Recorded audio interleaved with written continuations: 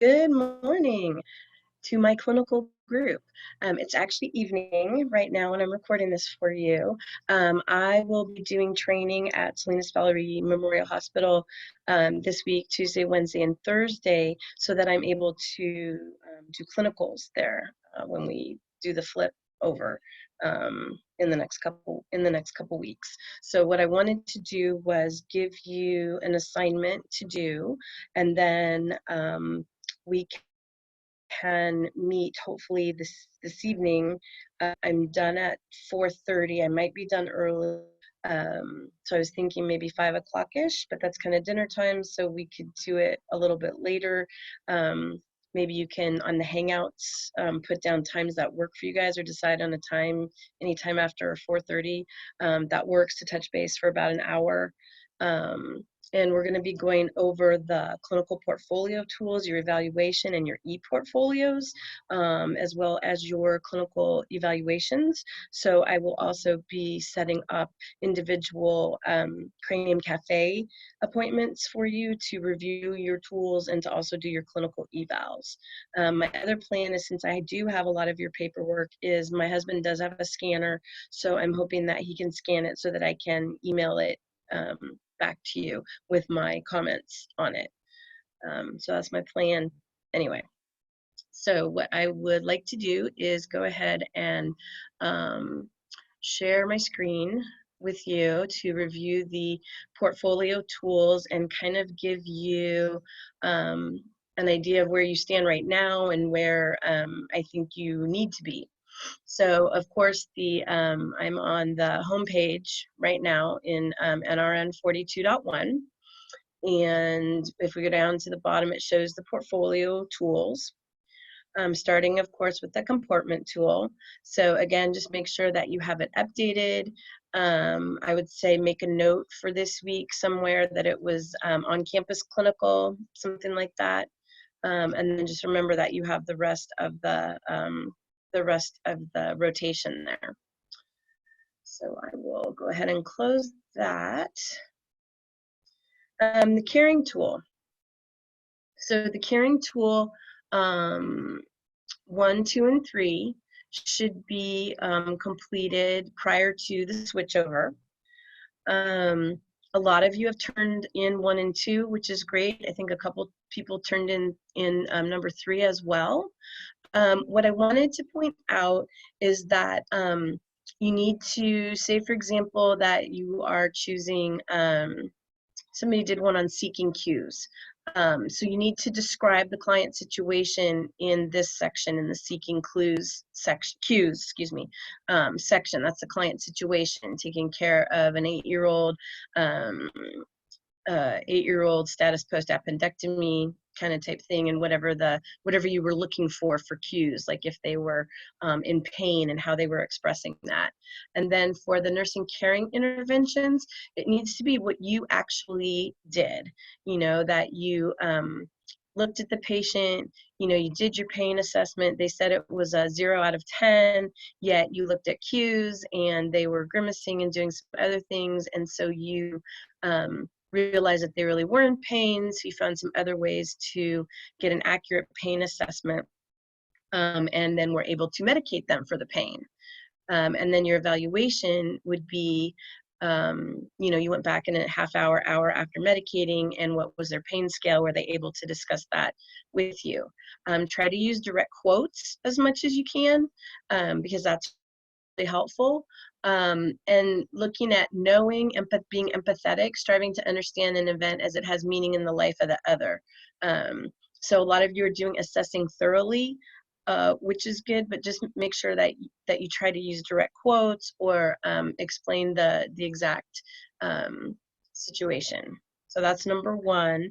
I think everybody should turn that in, if I recall correctly. And then you also have the reflection. So the reflection is where a lot of the reflecting, obviously, and learning should be coming from. So, for example, you need to give an example. It doesn't necessarily have to be one that you used in the caring tool, but you need to give an example, a specific example of how you showed empathetic understanding it's probably best to use one of your examples because you already have that written, but it needs to be a specific example. It also needs to be for when you advocated for a patient, again, a specific example of when you advocated for a patient, that your clients responded, to your caring interventions by. So if your caring intervention was to recognize cues, and thereby you were able to assess their pain correctly and medicate them correctly, then the response, isn't just they said thank you. The response is that their pain was relieved, the pain scale went down or was adjusted, or they were stated they were comfortable. That type of thing. Or perhaps if you were having a conversation, maybe doing a thorough assessment, maybe they opened up to you more. Maybe the patient was actually the parent and they opened up to you about how anxious they were, something like that. That would be an example for number 3 here. And then the most important one, I think, is number 4, that you've grown in being able to express caring interventions because. So how have you grown? For some people, even though you want to be a nurse, sometimes caring or putting yourself in another person's space can be really difficult. So, and this is a process. Even if you come in being a caring person, you have to be able to regulate yourself and work with your patient and their family as well. So again, specific examples are helpful here. I've grown in being able to express my caring interventions because not only did I recognize a cue from the patient, but I actually took an action. I actually had an intervention. And so I was able to express caring to the patient because I wanted to help relieve their pain, something along those lines. And then the rubric. I think that's the correct. Number 2, being with, so being emotionally present to the other person. Again, can be the patient, can be the family. Again, in the blue, it's describe the client situation. Most of you are doing being there and conveying availability. Again, the specific example, what you did, if you can use specific direct quotes like what you said, or an exact description, specific description of what you did. You sat, you were there, you sat, at the bedside, pulled up a chair. Even, I mean, I guess I would even say when you discontinue an IV, right? You pulled, think of a student that pulled a chair up to the bedside and sat there, at the child's level and talked them through it, and kind of listened and not took too much time, but took enough time. And the client response was that they appreciated the way that the student did, actually the parent appreciated the way that the student discontinued the IV, and the client didn't cry, didn't have an abnormal reaction, not abnormal, but, wasn't crying, wasn't screaming, that kind of thing. Conveying availability, a lot of examples that you're using are, I kept telling the patient that to call me if they needed anything. So that's pretty basic. That's almost like a given. So try and think a little bit deeper. How else can you convey availability? Can you, make time to do something specifically, or do something that's not nursing care? Like if it's a child, can you, bring them a toy and play with them for a little bit? Something like that. Sharing feelings, not burdening. Those as well. So I hope this is making a little more sense to you. Yeah, I just hope it's making more sense. So then the reflection with being with, again, specific examples where you showed being with when you did this. Your nursing care was impacted when you advocated for your patient by, so what did you advocate for your patient? And how was your nursing care impacted? So you advocated for the patient because you didn't just rush through taking the IV out. You took your time, but it was an appropriate amount of time. It wasn't painstakingly slow. And so your nursing care was impacted because you had to go a little bit more slowly. You had to think exactly about how you were going to disconnect everything and how you were going to, pull the op site instead of, just pull pull it off? Those types of things. So how does it directly impact your nursing care? And then the client's response to your being with them, and then again, that you've grown in being able to be with the client, because again, for some people it's difficult to just be there, to just sit there, to try and see something from their point of view, to be silent, to be in the moment with them. So I think that's where you need to go. So what I'm going to do is I'm going to look at the what you've turned in again. I had made some initial comments, so I may be turning back some of them to you to add additional comments. Okay, number 3, doing for. That's the one. Excuse me. That's due in the next 2 weeks. So this is doing for the other as he or she would do for oneself. So doing for the other as they would do for themselves, something to that effect. Comforting, anticipating client needs. I think this is a really good one.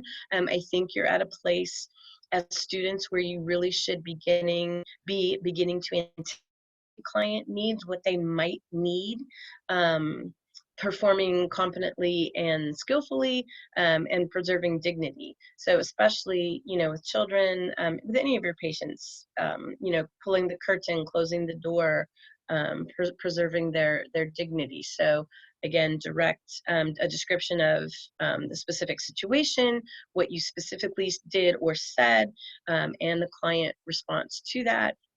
And then again, you have the reflection for that. So the client reacted to the doing for, because some people don't like you to do for them, or some people want you to do everything for them. So what was the response? And that when you advocated again for the client in this way, and what did it? Number 3 is interesting, because 3 and 4 are interesting, I think, because when you're doing for the client, how did that make you feel? Right? If you're doing something for them as they would do it for themselves, how did that make you feel? I'm not sure. I'd have to think. I'm thinking maybe toileting would be something that's kind of a personal thing. And they really needed help with that. They weren't able to do that on their own. You had to walk them to the bathroom, kind of stand there with them, help them. And how does that make you feel to stand there? How does it make you feel to be with someone? I don't want to say that it's helpless, but that you have to do for, and that doing for is difficult when like either a specific situation that you had. When did you find it difficult to do for someone else? I'm not going to go over 4 and 5. I think you have the gist. 4 and 5 you'll do with Ms. Clark. And she might have you, do it the way that she likes you to do it. So anyway, so that is the caring tool. And then if we look at, minimize the file. And if we look at the collaboration tool,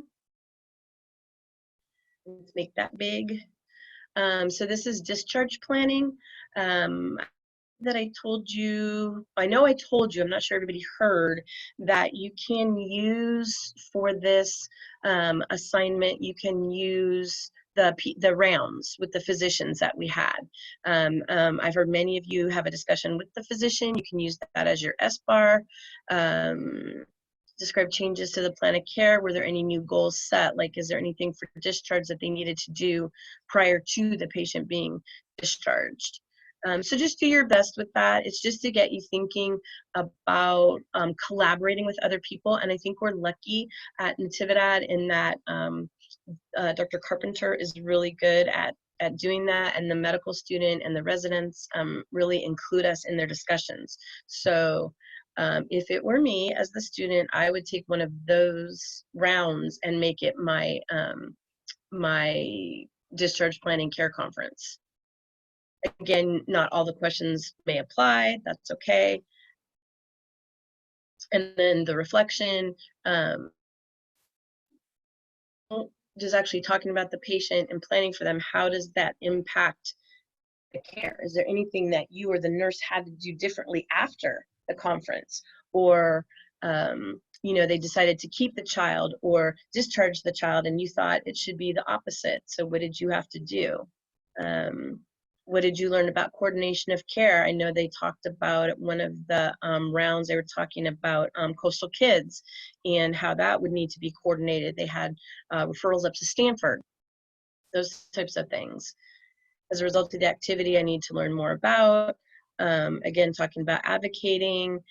You know, it's a little difficult because it was in rounds. Maybe even just having the courage to speak up is something that in the future you could work on. And then ways to improve collaboration strategies. There were also the respiratory therapist was on the floor several times. I think some of you were in the room with him, and I think he gave you a little mini talk. And some of the other RTs were there on the floor. The nutritionist was on the floor, and there were some other people. The nurse practitioner from the NICU was also up there. She had some nice things to say that were helpful, I think. So any of those types of things you can put in there. And you only have to do this one, if I'm not mistaken, in Peds or OB. So if you get it done now, you're done. You don't have to worry about it, which would be my suggestion. Okay, communication tool.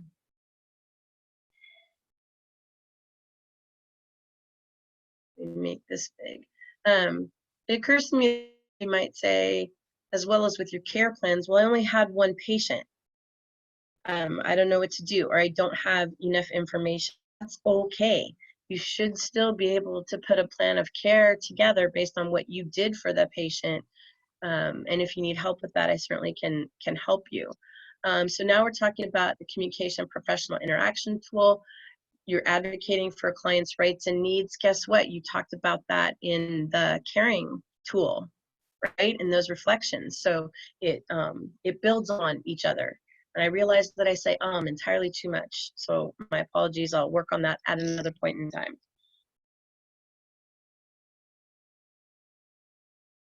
So the course objectives are there, the RN program outcomes, the PLOs are there. You're acting as an advocate, utilizing communication skills. So this asks you to describe one situation where you advocated for a client's rights and needs. You could also use an out rotation.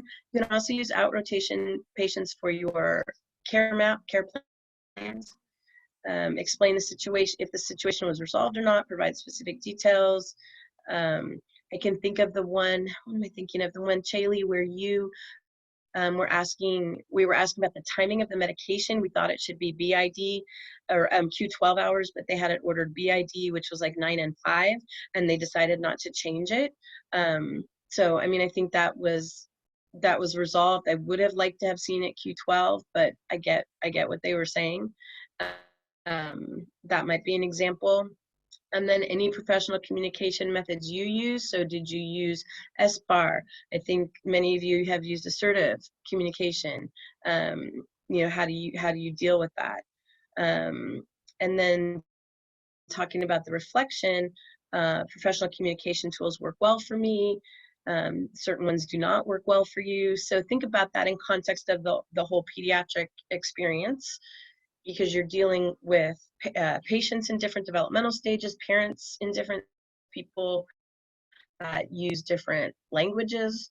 I know someone advocated for the Mixteco interpreter, so that would be an example.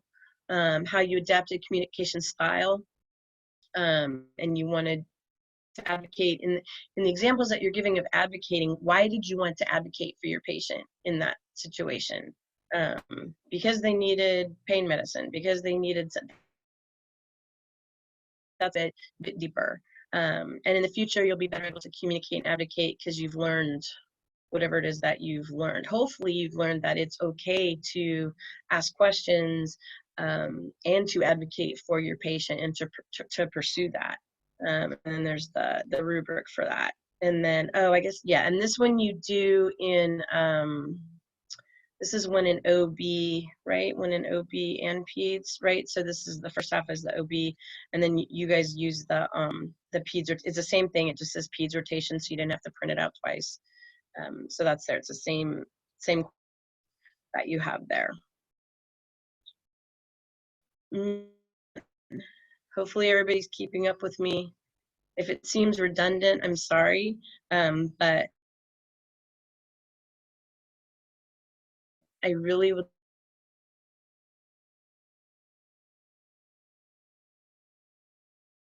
like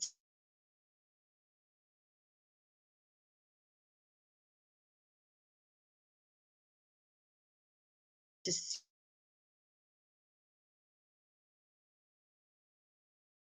would like to see you all reflecting a little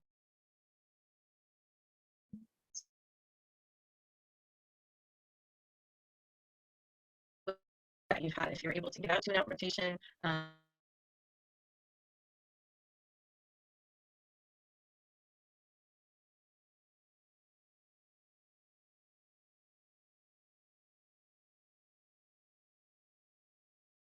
Or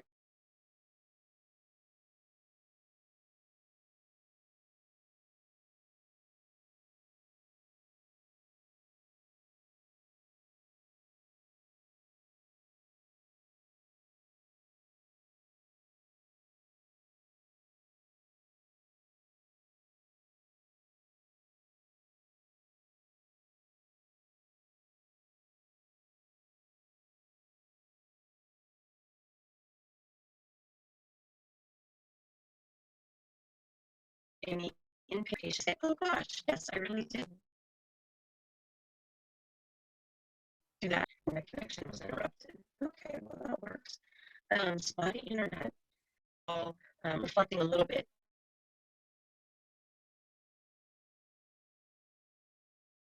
deeper and trying to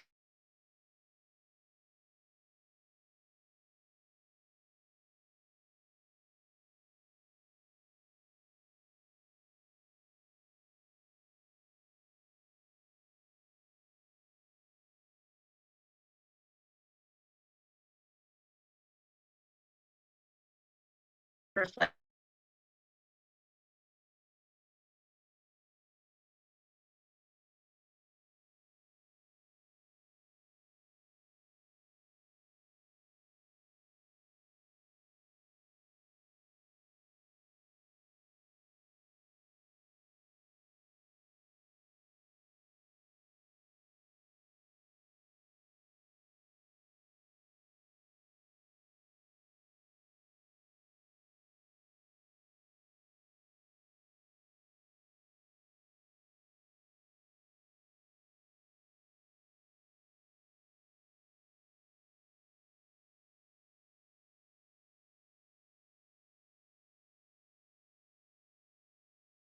on that patient and go back and think, what did I do for that patient today? What conversation did I have with that patient?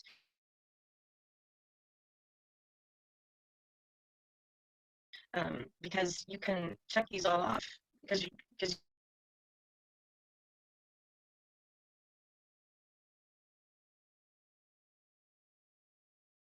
you're all great, and so you do all these things. I don't think you realize that you do them.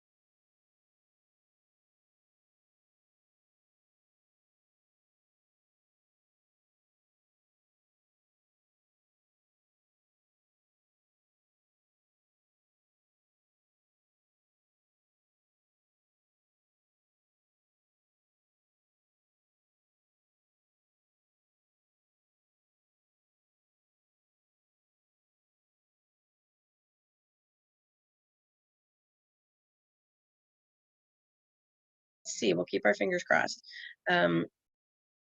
So I'm not going to do the diversity tool. You guys can look at that. Let's look. So your care plan, care map, however you decide, your the packet that you have to do, to really think about the short-term goals and the long-term goal. What you did for your patient, you did that. There's an intervention that you did. Why did you choose that intervention? How are you going to know that your patient met the goal that you set for them? So keep your goals simple, just like one thing. You don't have to have 5 different things in your goal. You can have goals if you'd like, but if you're monitoring cardiac status, that's pretty vague, right? What does that mean? If you're wanting to make sure that their oxygenation, is good, you're monitoring their oxygenation status. What does that mean? So pick something, pick respiratory rate, pick an oxygen saturation. So you're wanting the goal patient's oxygen saturation will be above 95% on room air by the end of the shift. That's specific, that's measurable. I, as the nurse coming in after you, can follow up with that and make sure that the patient's meeting that goal. So keep your goals simple, just like one thing. You don't have to limits, doesn't count. Status is pretty vague. So you want to be specific. And at this point, with most of these kids, it's a pain issue, it's a breathing issue, or it's an infection issue. So, or it could also be a family process issue for sure. So any of those things work. Short term would be, the day or two that you're there, the shift that you're there. Long term it could be within the next couple weeks, 6 months, something like that. It could be as simple as the patient will keep their follow-up appointment, that you want them to do that. So that could be something. And how would you monitor that? How would you know? Well, you'd know generally because the physician, somebody would have called to remind them, set up the appointment. You can, sometimes they'll give you information if you call Stanford and want to make sure the patient made their, got to the appointment. Sometimes you can do that. You could also phone the family. Hey, I'm just following up. I know you had an appointment. I was calling to see how it went. Those are different options for you. But that's kind of what I would hope that you would get out of the care plan. The care plan is on paper right now, but as you progress and go from novice to expert, it will end up being appear in your head. So hopefully that helps. Okay, moving on to the dreaded clinical evaluation. Hopefully this goes. I don't think it's going to go. We'll wait and see. Well, we see if the link goes. The other piece is, remember, you have your e-portfolios for second semester. Oh my gosh, collective sigh, right? But this is a perfect opportunity to take some of these tools, the ones that you're doing well when you get them back, to put these in your portfolio now. And then those will be there. You won't have to do it come, week 16 in CRS. So try and keep that in mind as you're perfecting these tools. Ooh, yay, nice. Okay, to be made to your ePortfolio as well. So this is the evaluation that you all know and love. And let's see, so that's your second. So you guys will be working on this first page, the midterm first rotation evaluation. And what I'm going to give you all dizziness here, I'm going to go all the way down to the bottom. I don't know how many use this page. I think this page is very, very helpful. I have seen a couple of the 44s that have done an excellent job writing everything down that they did. So where it says Blue Zones IPE, what did you get out of that talk? What did you learn? What were 2 key points? The on-campus clinical and the competency camp. What skill did you teach? You did competency camp. What skill did you teach? How was that for you? And if you had SIM and IPE, how did you meet some of these objectives through that? You can put non-identifying patient information in here as well, because that will help you go back when you go back to complete the evaluation. You can go back here to see, oh, that's right, I did take care of this patient or that patient, because you need to provide specific examples. So I would really suggest, if you haven't done it for Peds, do it for OB. It's a really good tool. It kind of seems redundant, but when you need a reference to go back, it's a great reference. Okay, so comportment, right? These go back to the PLOs again. I did go over this in post-conference, but I'm not sure I hit everybody with it. So this is your tool. You fill this out. This all builds on the course outcomes and the program learning outcomes. So you know, is punctual, is present, blah, blah, blah. You guys all do that. If there was an absence, then you write that down. This side over here is for us to make our comments if needed. If there was any clinical makeup done. And then did you do the comportment tool? That's the evidence. So when you turn in your comportment tool, I would say just date it for like April 1st and be done with it, because you're all going to turn in your comportment tool. Okay, students' behaviors related to advocacy.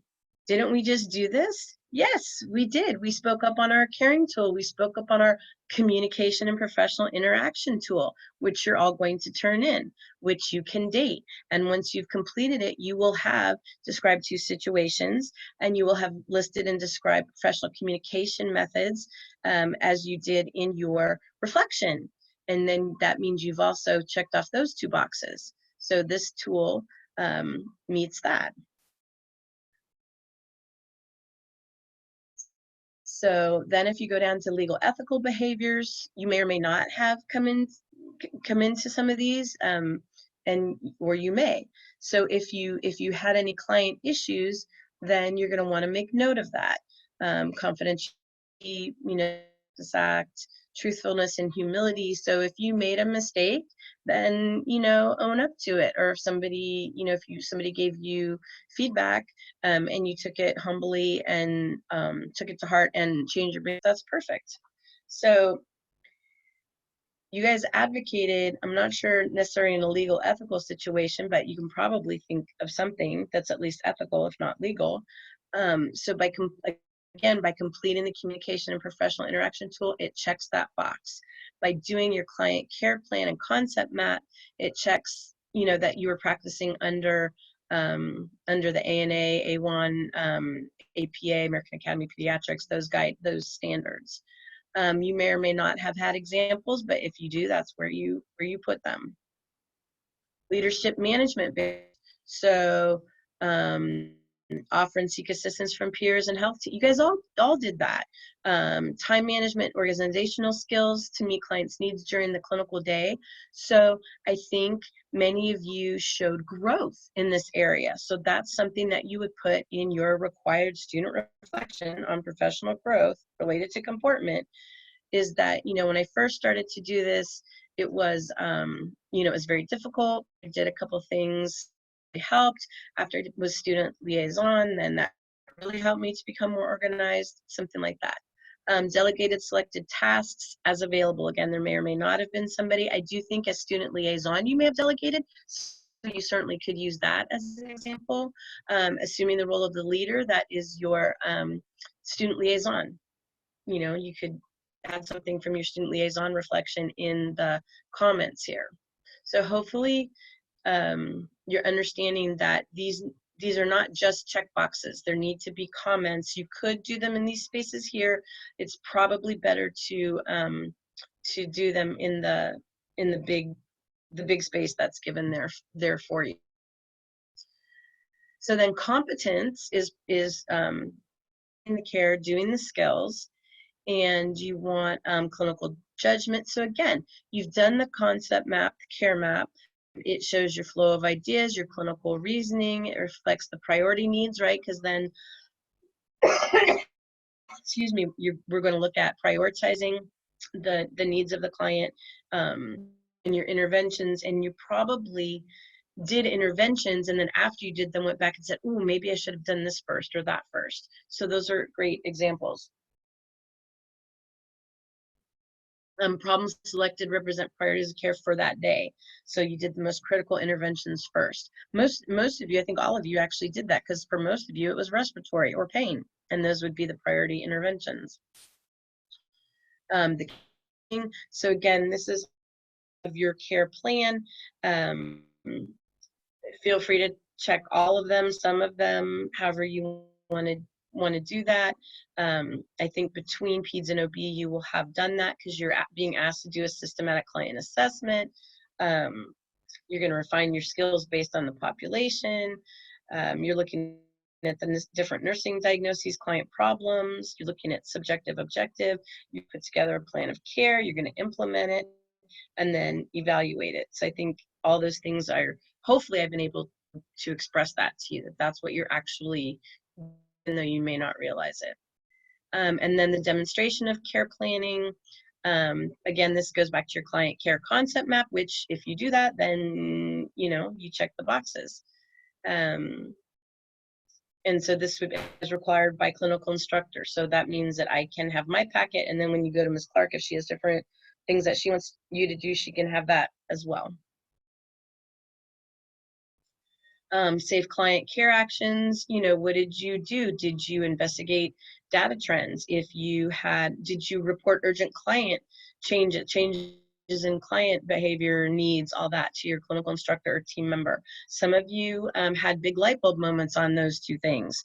And performing the client safety checks. Again, I hope that you understand that that's one of the first things that you need to do. So you can give examples of that. If there were vital signs of amateur, they needed to be, you know, you needed to tell me or the nurse. And then if you didn't, then, you know, that was a growth moment for you. So write about that. Safety measures, you know, the infants have the little ankle bracelets, side rails, all that kind of stuff. There was a patient that the mom had sleeping on a chair. So that's a safety issue. So you address those. And then skills proficiency, so the prescriptions. I don't know as all of us got a chance to do that. I think a lot of us did, where you did the dosage calculations. I think so. You were all very good at the basic rights of medication administration. And then I know I've signed a lot of the skills checklists. We'll figure out a way to get those signed off as well. And then again, your comments go here. Caring. So we just went through the caring tool, right? So the caring tool and the care map, concept map, those embody caring. So you assessed where they were, their language, their culture, and you tried to you know, create and implement the plan of care based on all that. For the care map, you individualize your interventions based on their unique characteristics. If you were able to do the diversity interview, which if you didn't, then you wouldn't check those boxes. You know, I would make a note that you would be doing it in OB, and that's fine. But if you did, then you can check off those boxes. And then again, the caring tool as evidence, you looked at the caring behaviors 1, 2, and 3 for this evaluation and the client responses. And then any comments that you have can go in that box there. Only 2 more to go. You guys are doing great. Collaboration. So again, using your the communication with clients, using the client care plan. The care plan checks off multiple boxes just by doing the care plan. And then your teaching strategies, you have that page that talks about you know, things that you can teach your client. In educational plan, you're going to assess and teach the client. And so the health teaching plan is part of your care map. That's what we're going to count that as. And then interprofessional healthcare team, that's your communication professional interaction tool. We had a lot of chances to work with the nurses and the other members of the healthcare team. Yes, this is redundant, but it serves double in this category, in collaboration as well as the communication. And then reflection as post-conference activity. So we didn't really get a chance to do that. That might be something that we can work on this week, is how do we deal with conflict. And if we didn't do it in Peds, then you may have that opportunity in OB. And then the collaboration tool, discharge procedures, you know, if you didn't actually do that, we did do the discharge planning. And then SBAR, we haven't done a written summary of SBAR, but again, that's something that we can work on in these next couple days and next week to think of a situation and what information would you give in a SBAR in a handoff. And there's notes there for collaboration. And then and last but not least, curiosity. So were you able to navigate the electronic health record? Yes, eventually, even though it was very, very difficult at times to find what you were looking for. Most of you were able to enter the information accurately. You learned how to do it in a timely manner. Don't think we got to use the glucometers. We did use Meditech, and we don't really use the physician texting system, but anything else that you might have used, you can put there. There's a concept map again that addresses 2 to 3 nursing problems, your own assessment findings, right? And it's individualized. Who needs the care plan book? I did not say that. And then any medication errors or near misses, we did have a couple of those. So I think that's something that we can talk about as a group. And so that's also something I think that would go very well in this slot right here to talk to those of you that did have a couple. You didn't necessarily have a near miss. There was a mistake made, or a near miss. I think this is a good opportunity for that. So anyway, that's a more in-depth look at the evaluation and what I am expecting for that.